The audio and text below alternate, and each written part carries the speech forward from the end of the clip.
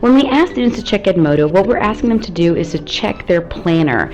As you can see, when students go on to their Edmodo on latest posts or their feed, they're going to see that the most recent items will appear first and the other items will be pushed down. Now in the start of the year, it's fine. We've only had a month of school and there's not a lot of content.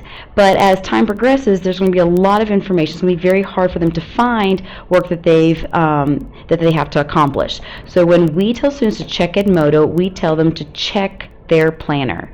So when students come in the first week of technology, I train them on short-term planning and long-term planning. When they look at their Edmodo planner with the weekly view, this is their short-term plan. These are the things that are coming up in the next 5 days. This is more urgent. This should be on the top of their to-do list. When we tell students to check their month view, this is their long-term planning, things that are coming up in the following weeks. With this in mind, I want to give you some tips on how to manage your Edmodo workflow with posting assignments versus notes versus events. My Edmodo workflow consists of creating assignments and posting whatever we've done or accomplished in class that day. So I talk a little bit about general housekeeping, some things that they need to check, and then I go over what we're going to be doing in class that day, and I add their homework. I'm trying to be very, very clear with what I expect from my students. If needed, I attach presentations, PDFs, and links to any resources that they will need. I know that every single assignment will go automatically into their planners. I want to keep the student in mind. So if I have a student that missed class on the 27th of August, they can go to their calendar, click on the 27th of August, and they can see what we accomplished in class. It's a great way for students who have missed work to see what was done in class and be held accountable for making up that work.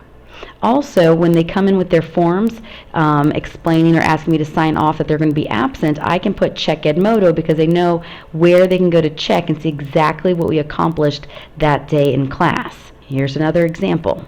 They can go and see exactly what was done and have access to all the links that we completed in class. Many teachers don't like the assignment way of doing it because it creates a due date and it creates a turn-in button for students to turn in their work, and that's understandable.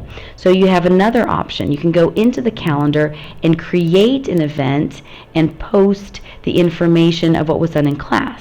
The only downside of the creating event section is that you will not be able to attach any links, presentations, or files to an event. This is one of the reasons why I like to use assignments. However, there are other teachers that do use the event because it doesn't generate a turn-in button. However, you cannot attach different files and links to this section. The point being, your students will be checking their calendars to see what they have to do. So my recommendation is to establish a workflow, either creating assignments or events that will show what's done in class for students who are not there that day, to quickly access their work, or it's a good way for any student to go back and see what was done in class, the previous classes. Many teachers feel that this takes away from student ownership and student responsibility of keeping up with their own agenda. I like to think of it in a different perspective. Students now have no excuse for not coming to class prepared. They have everything they need to come to my class prepared to learn, to continue their learning. They're not being hindered by whether they wrote something on their agenda or didn't. So I like to think of it as using this workflow as a way to ensure that every student 100% has access to every single material that they need in order to ensure that they are prepared for my class. This has been also very helpful when we go into parent meetings. When students say they didn't know what to do or they didn't know what assignment they had, I ask the students to open Edmodo, show their parents. It's there, it's documentation. And before, we used to write their homework and assignments on the board, and you would not have 100% guarantee that everybody wrote it down properly.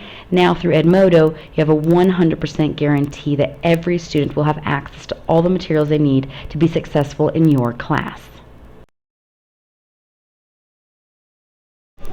When posting in the assessment calendars, please post your information as events. Go straight into the calendar, click on the day you're going to have an assessment. Please be sure to add the grade level and section, and be sure you assign it to the correct assessment calendar. When you do this and you create an event, you do not create due dates for the other teachers.